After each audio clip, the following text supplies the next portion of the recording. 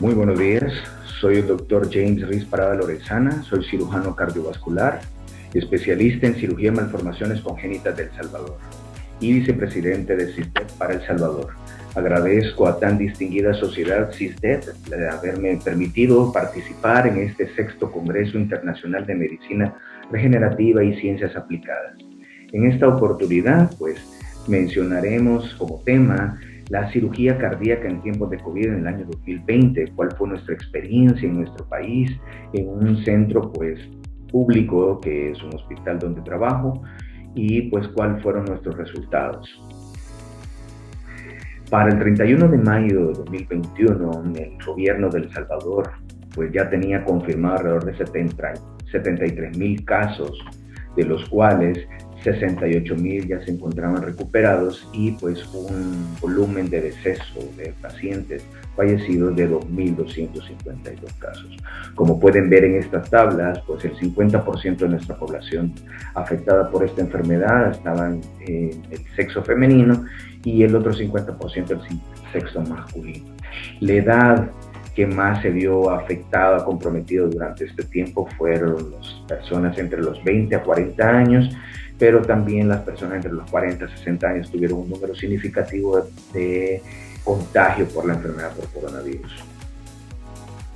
Al momento llevamos 1,9 millones de vacunas, personas vacunadas, y esperamos que este número permita pues poder controlar de mejor manera esta enfermedad, esta pandemia. En las etapas iniciales, después de que se reportó el primer caso, allá por marzo de 2020, los centros asistenciales de salud en nuestro país empezaron a incrementarse al recibir este número de pacientes, de tal manera que tuvimos que dar prioridad a la atención de esta enfermedad y desplazar la atención de médica y quirúrgica electiva. Las emergencias poco a poco también fueron siendo desplazadas y se concentraron los hospitales, tanto del sector público, del sector privado, de la seguridad social, en atender exclusivamente pacientes por COVID. El resguardo, si bien es cierto, fue una estrategia del gobierno, pero pues la cantidad de pacientes aún con estas medidas iban en ascenso. Fue en junio cuando se reportó el colapso total de los hospitales, gente en los pasillos esperando una cama, las unidades de cuidados intensivos abarrotadas de pacientes por COVID, incluso los quirófanos sirvieron para poder brindar atención a estos pacientes. Pero en julio se reporta la mayor cantidad de decesos por esta terrible enfermedad, reportando casi alrededor de 60 a 80 fallecidos por día. Fue entonces que el gobierno de El Salvador, debo de reconocer que fue una estrategia muy certera haber dado creación a lo que es el Hospital El Salvador, un hospital muy avanzado, muy vanguardista, con una capacidad de atender 2,000 pacientes por enfermedad por COVID. Este hospital fue destinado exclusivamente a atender pacientes por coronavirus, permitiendo desalojar los hospitales públicos, los hospitales privados, los hospitales de la seguridad social y concentrarlos en este nuevo hospital. Había monitoreo de telemedicina, había pues personal bastante capacitado para manejar estas enfermedades dentro de esta unidad y pues efectivamente fue una estrategia muy certera, a pesar de que en algún momento este también hospital estaba entrando en un colapso por la cantidad de pacientes que teníamos, ambulancias haciendo fila para poder recibir a estos pacientes, pero pues fue una estrategia muy certera. Y la razón fue pues que en el Hospital Rosales, el hospital donde yo laboro, es el hospital de tercer nivel más importante del país, es del sector público, dio apertura para esas fechas en atender a estos pacientes y acudieron en masa muchísimos pacientes que requerían atención, tanto para brindarles servicios médicos como servicios quirúrgicos, y nosotros pues no fuimos la excepción, no interrumpimos nuestras actividades durante este tiempo. Sin embargo, sí se vieron significativamente muy reducidas. podemos ver pues cómo fue nuestra estadística, pues de que del 7 de enero al 15 de diciembre en esta institución realizamos 98 cirugías en el año 2020 en 77 pacientes, en su mayoría del sexo masculino, con una productividad quirúrgica alrededor de 2 cirugías por semana. Y como ustedes pueden darse cuenta, el 80% de nuestros pacientes eran cirugías de emergencia y 14 de estas únicamente fueron cirugías selectivas. Nos vimos bastante afectados por esta pandemia en cuanto a la productividad quirúrgica. La edad de atención a estos pacientes oscilaba entre los 16 a los 83 años y pues la edad promedio eran los 57.5 y el grupo etario que más fue atendido fueron entre los 20 a 40 años y los 40, 60 y los 60, 80 pues compartían igual cantidad de atención. ¿Cuáles fueron las cirugías que realizaron? Del total de 98 cirugías, 35 fueron puramente cardíacas, 35 más fueron cirugías cardíacas relacionadas. En un momento detallaré cuáles son esas cirugías. Tuvimos también cirugías de grandes vasos, cirugía vascular periférica y misceláneos. En cuanto a las cirugías cardíacas, pues 33 cirugías de las 35 fueron cirugías con bomba de circulación extracorpórea y 2 de estas sin circulación extracorpórea, entre las que destacamos cirugía valvular aórtica, cirugía valvular mitral, revascularizaciones coronarias, aneurismas de aorta ascendente, tumores cardíacos, cardiopatías congénitas del adulto en etapas avanzadas. Estos pacientes pues llegaron con una condición clínica, médica, delicada, que pues sabíamos que su única opción era el tratamiento quirúrgico y tuvimos que dar oportunidad a estos pacientes. Entre las cirugías cardíacas relacionadas realizamos 11 cirugías de ventanas pericárdicas, una pericardiectomía, exploraciones mediastinales, realizamos cirugías de aneurismas de aorta abdominal con diámetros arriba de los 8 centímetros. Son cirugías que no podíamos dejar de atender en estos hospitales. Entre las cirugías vasculares hicimos fístulas para pacientes renales, cirugías de carótida, que pacientes que venían con obstrucción carotidia y eventos cerebrovasculares, tuvimos que intervenirlos. Realizamos decorticaciones, traqueostomías, biopsias en pacientes con amiloidosis cardíaca, que su condición pues necesitábamos establecer un diagnóstico, y todo esto pues afectó de manera importante nuestras unidades de cuidados intensivos, a tal grado que de las 77 pacientes, el 65 de estos requirieron cama UCI, y pues esto representa el 85% de nuestros pacientes. Si ustedes pues saben, pues también se estaba con la necesidad de camas para otras especialidades y sí, también para pacientes COVID positivos. Pero ¿cuál fue nuestro resultado? Pues reportamos una mortalidad de 8.9% y una sobrevida del 91%. ¿Cuál fue la piedra angular para obtener este resultado? Haber sido muy selectivos en la atención del paciente. Aquellos pacientes que no eran COVID positivos, tuvimos que dar prioridad a aquellos pacientes que venían con una condición, con un deterioro en su clase funcional y en una condición clínica bastante pues severa, pero que tenía pronóstico. Ante la alta necesidad de requerir camas en cuidados intensivos, pues el promedio de estancia en esta unidad oscilaba entre los 4 días. Y pues, pero ¿cuál fue la situación en la que nos enfrentamos cuando los pacientes eran COVID positivos? Pues tuvimos que suspender 14 pacientes de esos 77, tuvimos que suspender 14 pacientes más, porque habían sido resultados con COVID positivo y a veces algunos de estos hasta sintomáticos. Pero tuvimos que hacerlo porque no estábamos entrenados en el manejo de estos pacientes, desconocíamos cómo era la enfermedad, nuestras unidades no estaban capacitadas aún para atender este tipo de pacientes y complicaciones. Tuvimos que diferir los procedimientos entre 2 meses a 6 meses. Y bueno, de esta cantidad de pacientes, actualmente en 2021, 10 de estos pacientes ya están operados y lastimosamente 4 pacientes perdieron su seguimiento y desconocemos cuál fue su causa. La principal complicación quirúrgica cardiovascular que observamos en los pacientes COVID positivos fue el derrame pericárdico. y pues estos pacientes fueron llevados a ventanas pericárdicas.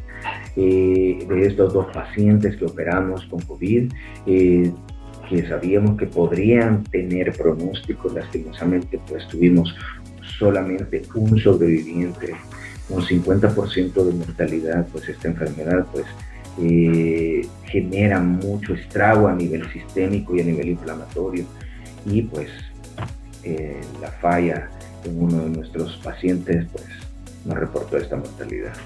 Ahora bien, revisando los artículos y las publicaciones en otros países, nos damos cuenta que también la situación fue muy similar.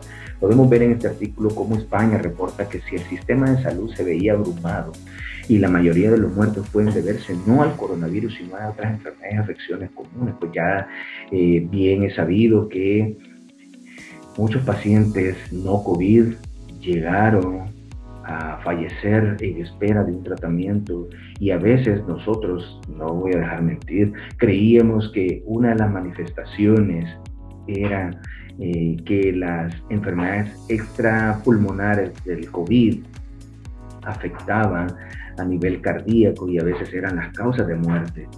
Pero bueno, en esta situación, pues, como repito, pues no teníamos un conocimiento tan como lo tenemos actualmente. Otra cosa es que los profesionales sanitarios se habían visto inmersos de una forma abrupta y en ocasiones dramática en una presión asistencial y, por qué no decirlo, hasta emocional sin precedentes. Y los cirujanos cardiovasculares no fuimos la excepción. En muchos centros donde se detuvo la actividad quirúrgica programada, habían cirujanos atendiendo enfermos en las plantas de hospitalización por COVID o unidades de cuidados intensivos.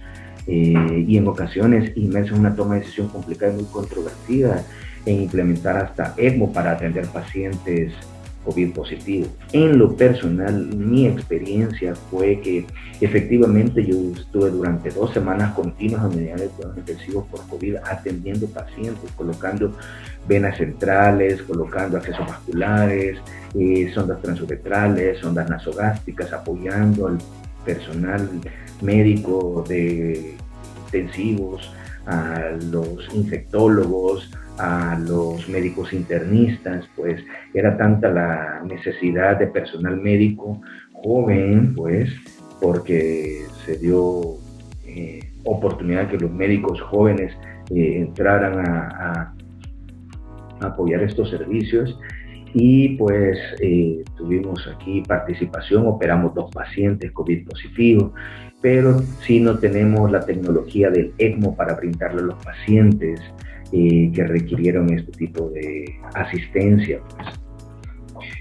En España, siguiendo con este país, podemos ver que en esta publicación ellos reportan que hubo un descenso global estadísticamente significativo del 13% en el número de cirugías respecto al 2019.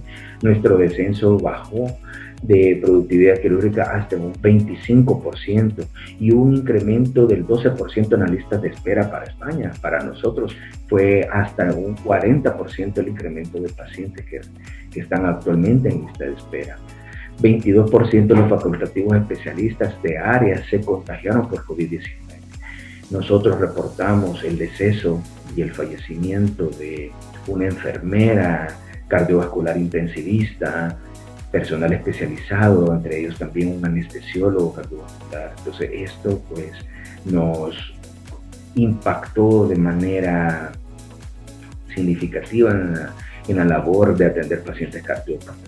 Y sin duda alguna, pues también hubieron fallecidos en lista de espera, pues España reporta un 46% en diferentes centros, y pues en nuestro país aún no se tiene ese dato, pero pues en nuestra especialidad, como pueden ver, 4 de nuestros pacientes pues dejaron de recibir este tipo de atención.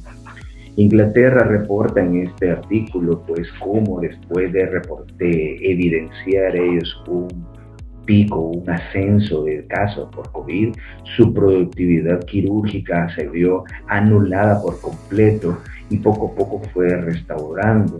Pues la igual situación experimentamos nosotros aquí en El Salvador. Y en Latinoamérica, pues Colombia brindó ciertas recomendaciones en cuanto al manejo del paciente cardiovascular, con COVID. Y pues esta experiencia, esta situación, esta enfermedad nos dejó pues como enseñanza y conclusión que ningún país, ningún sistema de salud y ninguna población en general estaba preparado para recibir una pandemia como lo que aconteció en el año 2020. Nuestros sistemas de salud tuvieron que improvisar para brindar servicios de atención a los pacientes, tanto COVID como no COVID, pero esta improvisación retrasó el tratamiento oportuno de los pacientes con patologías crónico-degenerativas no COVID, llegando a tal grado de sacrificar muchas vidas que no estaban relacionadas enfermedad por coronavirus y que tuvieron que pues, lastimosamente no ser atendidos por esta enfermedad. Sin embargo, en nuestro hospital, a pesar de la pandemia, el colapso en los servicios de salud, el colapso en los servicios de cuidados intensivos, reportamos una sobrevida en cirugía cardíaca del 91%, pero repito, creo que la piedra angular para nosotros fue el haber sido muy selectivos en qué pacientes podía calificar para este tipo de procedimientos. Sí, lastimosamente tuvimos que dejar fuera a muchos pacientes COVID positivos y pues fue hasta el año 2021 que se les pudo brindar un tipo de atención. La cirugía cardíaca más relacionada en la atención de pacientes COVID positivos fue la ventana pericárdica por derrame pericárdico y la sobrevida del paciente operado aún con COVID del 50%, a pesar de que es un número bajo, pero esta fue nuestra experiencia en esta institución. Pues debo de dar gracias a Dios en primer lugar porque nos ha permitido llegar hasta este punto, hasta este momento, con salud, con vida, con nuestros seres queridos. Gracias a CISDET por la invitación a este congreso y pues yo quise compartir con ustedes esta experiencia de cómo fue vivida la pandemia en El Salvador, vivida cómo fue experimentada para la cirugía cardiovascular de El Salvador, esta enfermedad, pero espero pronto poder estrechar brazos, estrechar manos, darnos un abrazo y poder compartir de manera presencial en los futuros congresos de CISDET. Así que espero que esta ponencia pues haya sido pues de mucho beneficio y conocimiento para ustedes y espero que el congreso de CISDET tenga el impacto que pretende. Hasta luego, muchas gracias.